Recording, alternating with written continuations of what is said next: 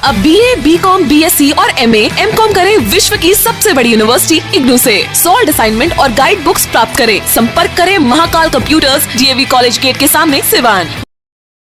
तंत्र मंत्र के बादशाह, भारत के जाने माने सर्वश्रेष्ठ गुरु खान बंगाली, मिलेगा हर समस्या का समाधान गारंटी के साथ। मेरी बेटी की शादी के लिए बहुत से रिश्ते आते थे, पर कोई न कोई अड़चन पड़ जाती थी।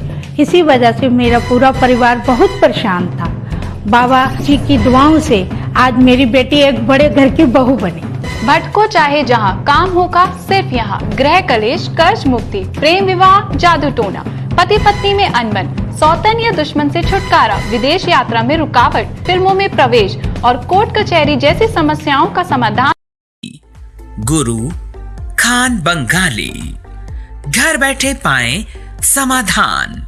अभी कॉल करें 8442877903।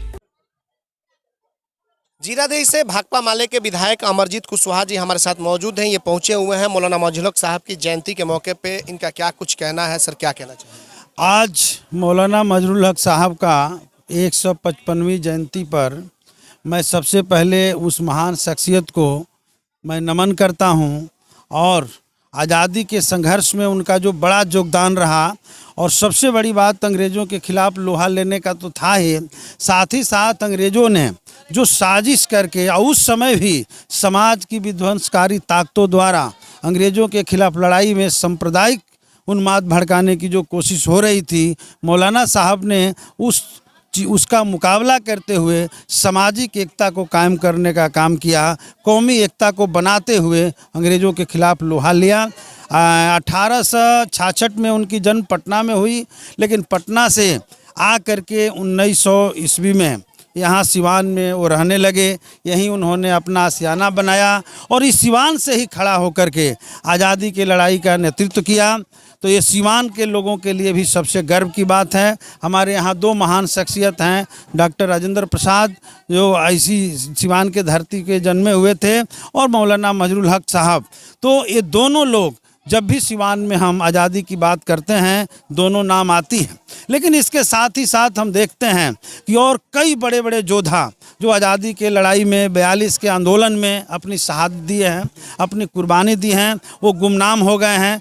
जब आज़ादी के 75वीं वर्षगांठ मनाने की पूरी तैयारी चल रही है, हम लोग की ओर से भी एक प्रयास चल रहा है कि ज़िले के जिस इलाके में भी कोई 42 आंदोलन के शहीद हों या 1857 से लेकर बीच के आंदोलनों के शहीद हों, उन तमाम लोगों को तलाशा जाए। बहुत सारे लोगों को हम लोगों ने खोजबीन किया है और हमारी कोशिश है कि 75वीं वर्षगांठ के मौके पर सिवान में एक बड़ा कार्यक्रम आयोजित करके उन तमाम शहीदों को, उन तमाम योद्धाओं को, उन तमाम स्वतंत्रता संग्राम सेनानियों को हम याद करें। इसलिए भी याद करना ज़रूरी है कि जब देश के भीतर सत्ता में बैठी हुई जो पार्टी है वो आज़ादी के अमृत महोत्सव मना रही है, लेकिन उसकी जो विचारधारा है वो कहीं भी आज़ादी की लड़ाई लड़ने की नहीं रही है, बल्कि उनके पास कोई नायक भी नहीं रहे हैं। और आज के समय में जो आज़ादी के सच्चे नायक हैं उनको हड़प करके और उनके विचारधारा को मारने की कोशिश चल रही है, और समाज में तनाव पैदा करके, संविधान को तहस नहस करके इस मुल्क के भीतर लोकतंत्र की खात्मा करने की जो कोशिश हो रही है। तो मैं समझता हूं कि एक बार फिर आज़ादी के उन महान नायकों को याद करते हुए और आज़ादी की दूसरी जंग के लिए इस देश के नौजवानों को, इस देश के तमाम बुद्धिजीवियों को, इस देश के महान जनता को तैयार होने की ज़रूरत है, ताकि ऐसे ताकतों के साजिश को बेनकाब किया जा सके। और आज के समय में मैं समझता हूं कि मौलाना मजरुल हक साहब हमारे लिए सबसे बड़ा प्रेरणा के स्रोत हैं और आज प्रासंगिक हो उठे हैं समाज में एकता कायम करने के। विधायक जी, एक सवाल यह है कि लगातार बराबर देखा जाता है कि बड़े बड़े राजनेता आते हैं, अधिकारी आते हैं, मौलाना साहब की मजार पर चादरपोशी करके और फिर चले जाते हैं, सब कुछ भूल जाते हैं। तो क्या ऐसे ही यह चलता रहेगा? कई बार जो उनके पोते हैं अब्दुल्ला जी, उन लोगों का द्वारा कई बार आवाज़ भी उठाई गई, कई मंत्री भी हैं, लेकिन आज तक पर्यटन स्थल का दर्जा नहीं मिल सका, जिसको लेकर के पूरे लोगों को मलाल है। पर्यटन स्थल का दर्जा मिले ये हमारे लिए बड़ी खुशी की बात होगी। और हमने एक अपने विधानसभा क्षेत्र के जो डॉक्टर देश रत्न डॉक्टर राजेंद्र बाबू की धरती है उसको पर्यटक स्थल के रूप में विकसित किया जाए, इस मांग को हमने असेंबली में उठाया है और उसको जो भी ज़रूरतें हैं उसको पूरा करने का हम मांग किए हैं। और हमारा आज के दिन से ये भी मांग अब हो जाएगा कि इसको भी पर्यटक स्थल के रूप में डेवलप किया जाए। अभी हमारी डीएम साहब से बैठे बैठे बातचीत चल रही थी, उन्होंने बताया भी कि इसको एक विशेष क्षेत्र घोषित करने की योजनाएं बनी हुई है और भविष्य में ये हो सकता है पर्यटक स्थल घोषित हो तो हम और ज़ोरदार तरीके से इस बात को उठाएंगे। और सबसे बड़ी बात यह है कि पर्यटक स्थल बने और यहाँ इस क्षेत्र का विकास हो। उससे भी बड़ी बात यह है कि मौलाना साहब की जो विचारधारा है उसको अपने जीवन में आत्मसात किया जाए तो आने वाले आते रहेंगे, जाने वाले जाते रहेंगे, चादरपोशी करते रहेंगे और एक कटसी पूरा करते रहेंगे। लेकिन सच यह है कि हम लोग व्यवहारिक जीवन में सामाजिक एकता के लिए संघर्ष कर रहे हैं और हम ही असली मायने में कहा जाए तो उनके विचारों को आगे बढ़ा रहे हैं। उनको एक सवाल और हम आपसे करेंगे कि अभी आप देख रहे होंगे कि जीतन राम मांझी जो बिहार के पूर्व मुख्यमंत्री हैं उनके द्वारा एक विवादित बयान दिया गया है ब्राह्मण समाज पे और पूरा बवाल समझ गया है। आप पे इस पर क्या विचार है? देखिए भाई, जीतन राम मांझी जी जो बयान दिए हैं वो बड़े नेता हैं, बिहार के चीफ मिनिस्टर रहे हैं और कई बार बिहार के भीतर उन्हें अपमान भी झेलना पड़ा है। तो इस नाते उनकी जो पीड़ा है वो पीड़ा को व्यक्त किए हैं, उनको अपना व्यक्त करने का अधिकार भी है। लेकिन हम उस पर कोई खास टिप्पणी इसलिए भी नहीं करेंगे कि उनकी अपनी पीड़ा थी। लेकिन हमारे समाज में मैं समझता हूँ कि अभी भी ऊंच नीच का भाव है और बहुत माने ऐसे जगहों पर हम लोग देखते हैं, मंदिर हो या विभिन्न जगहों पर जाने क्रम में या कोई सार्वजनिक जगह बहुत सारे हैं जहाँ भी इस तरह के व्यवहार कभी कभी बड़े लोगों के द्वारा बड़े लोगों के साथ कर दी जाती है।